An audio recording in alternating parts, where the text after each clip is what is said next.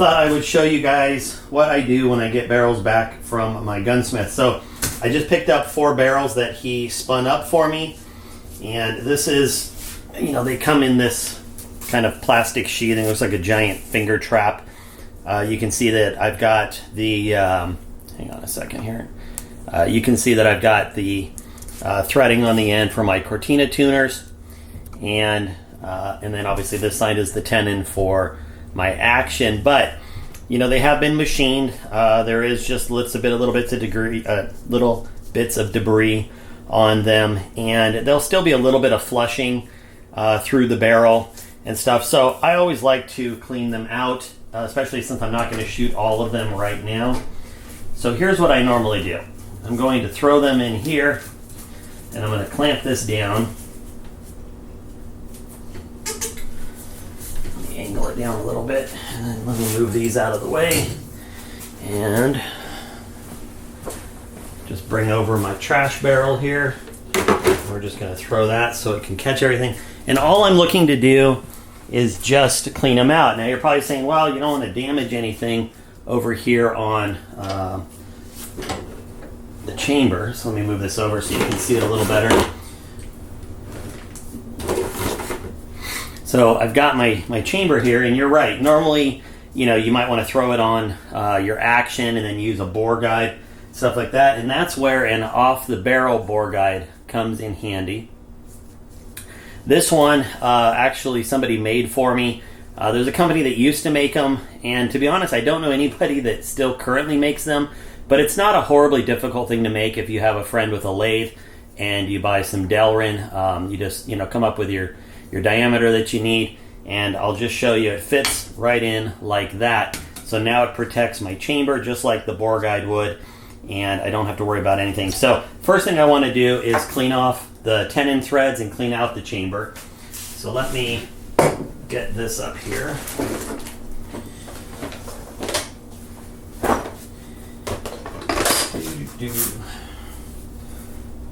Alright.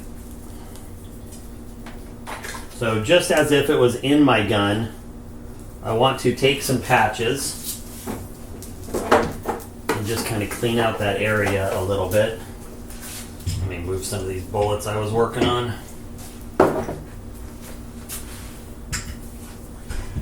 Alright. So we're just going to take a patch. And the theory being is I don't want to leave them dirty. And I don't know which barrels I'm going to shoot tomorrow. I'm going to put 2 new barrels on. Okay, so there's cleaning that out. And you can see there's just a little bit of debris on there. Nothing crazy. And then I'll just use the same patch and wipe off the tenon thread here.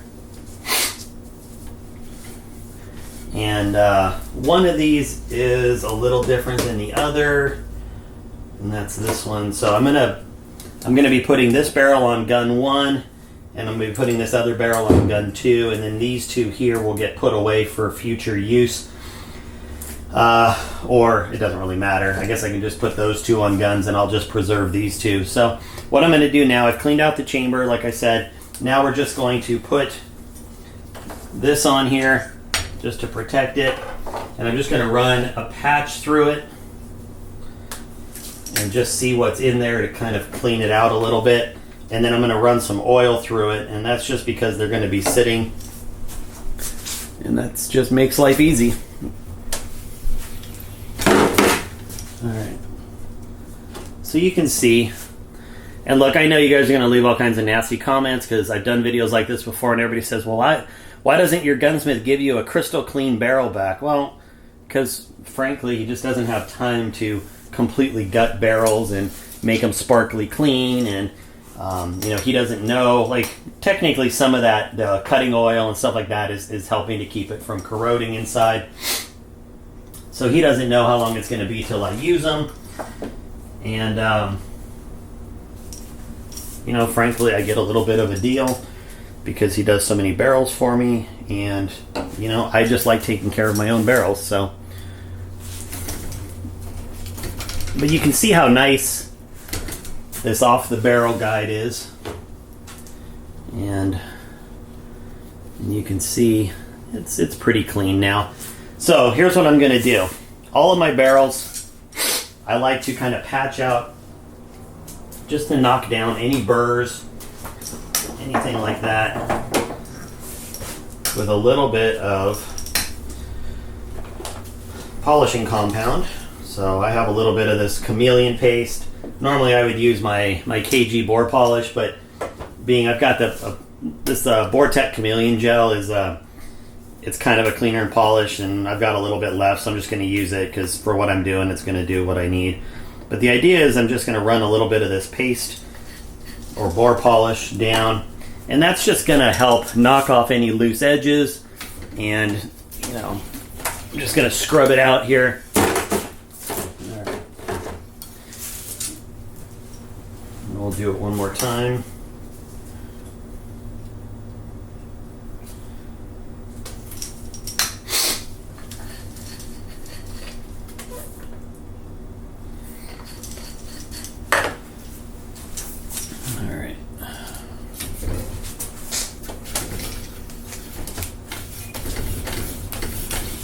So I'm just kind of polishing the inside down a little bit. Nothing crazy. Oops. Just stroking it up and down. And I can definitely feel it getting a little smoother. And you can see it's taking a little bit of stuff down. A little bit of that's the bore polish, but you know, it's definitely cleaning it up a little bit. You know, when these are single point cut, you know, this is a four groove, you know, so they drag that through 4 times to cut that grooving, and you know, that leaves just a little bit of sharp edge. I know that sounds weird to say you want to knock it down, but basically just kind of take out any irregularities along the way. And for me, I've just found that this helps me. It sort of preconditions my barrels for what I want to do. And you know, I clean all my barrels down to bare metal every time I shoot anyway, so I'm not really worried about this part of it. So yeah, it definitely feels smoother on this pass here.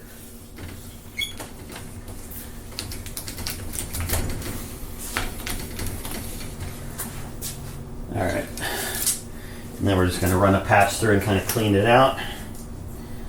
So I mean, it's basically like cleaning a barrel. And it just makes me feel a little better about how I'm starting with each barrel.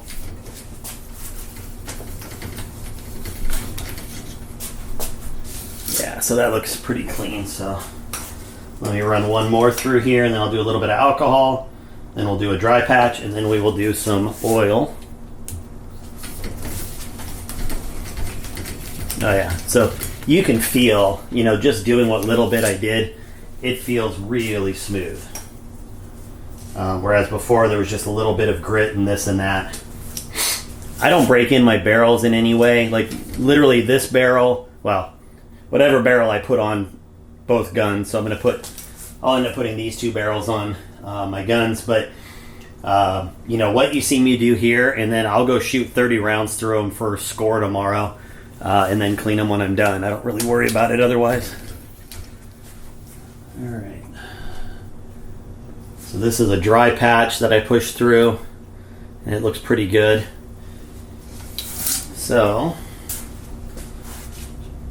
we're just going to do a little bit of alcohol.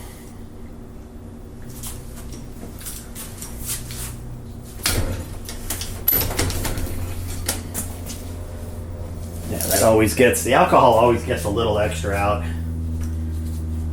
I always feel really good about doing the alcohol.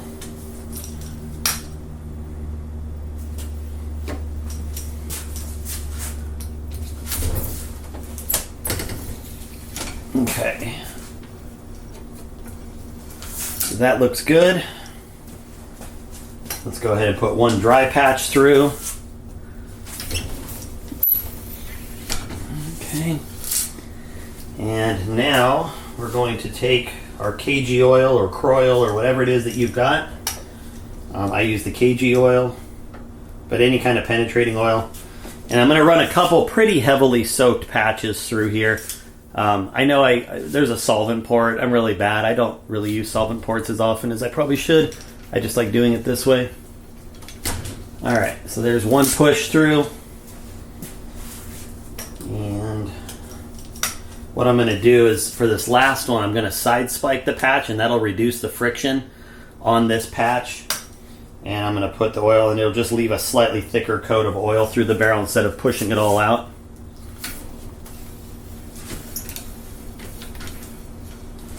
All right, so now this barrel is ready to go. I can just go put it over on my wall here,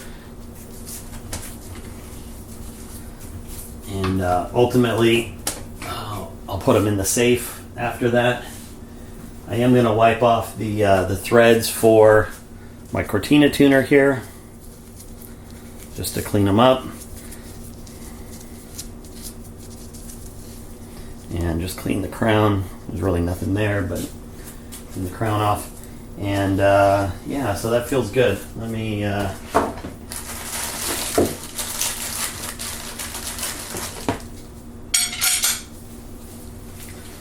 so we'll make sure that my tuner fits on here. I don't have any reason to believe it wouldn't, but it's nice to know before I go putting a barrel on a gun that everything's working right. So there we go. My Cortina tuner is on.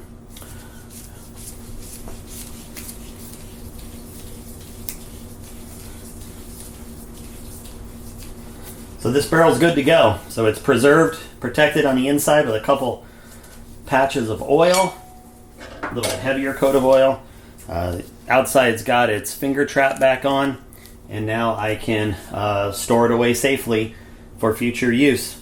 The only other things that I'll end up doing, and I'll just put this down for a second, and I don't do it till I put it on a gun because I don't know exactly, I know where the index marks are and I know where this barrel should line up, but I don't like doing it prematurely. But the only things that I need to do once I actually put it on a gun is I'm going to need to put my Velcro on for my Mirage bands, and those, every barrel has Velcro in the exact same place so that I can use my one Mirage band on all of my barrels. And then the other thing that I will do right now, just so I don't forget later, is I'm going to go ahead and color code this barrel. Okay. So let's see what colors we've got.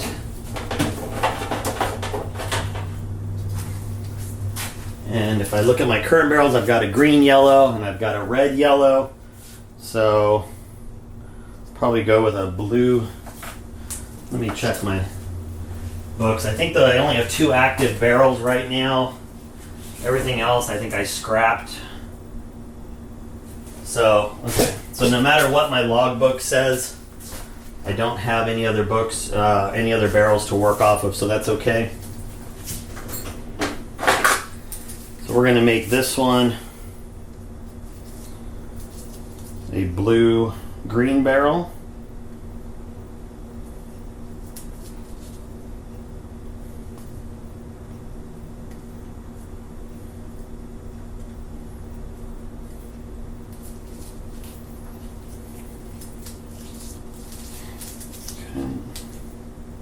So this is just electrical tape. I've also used in the past,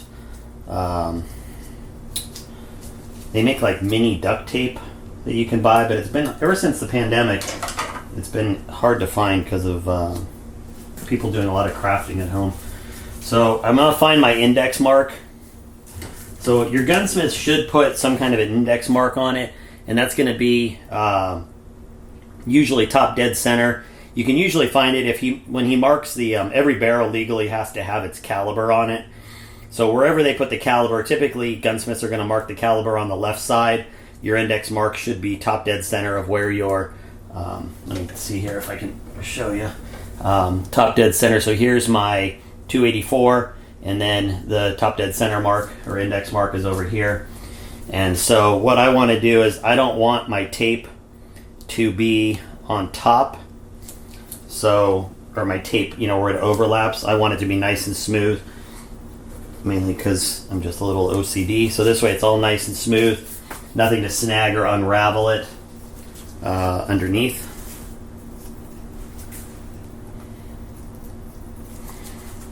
Okay. green. So I'll have to come up with 4 new color combinations. I'll go through my logbook and update my logbook. And if I've duplicated a color, I just have to mark the old one as inactive so that I know that it's not a current barrel. But there we go. So now this is my blue-green barrel, and it's ready to go. When I spin it on, I'll put on my temperature strips when it gets put on a gun, and I'll put my Mirage Band, but I won't do that right now. And that's it. So this barrel is ready to get put away. So I'm going to do that to all 4 barrels. So I've got 3 barrels left. Like I said, 2 barrels will get put in the safe for future use. 2 of the barrels are going to get put on guns right now, and then I'm going to shoot the 2 of those tomorrow, and then I'll start developing them and getting them worked up. I still have 2 older barrels. One's got about 800 rounds on it. The other one's got about 600 rounds. One of them is the barrel that came back from Southwest Nationals. I haven't shot it since. It's sitting over there right now. And it won't go back on until I shoot another high-level match, and then I can just load right for it, and it's not a problem. But the other barrel, it's kind of my fun barrel at this point. It's probably closer to 1,000 rounds now that I think about it. So it's sort of just a fun barrel. I wouldn't take it to a serious match at this point. But these 2 barrels are going to get developed. I'm sure one of them will be a standout, and that will be my next match barrel. The other one will be my backup match barrel or shooting my local club matches. So that's what I do when I get new barrels back. For me, it's just good practice. Everybody does it a little different. I'm not saying there's a right or a wrong way, but this is the method that works for me when I get my new barrels. So hopefully something in there helps or gives you some ideas. We'll talk later. Have a great day.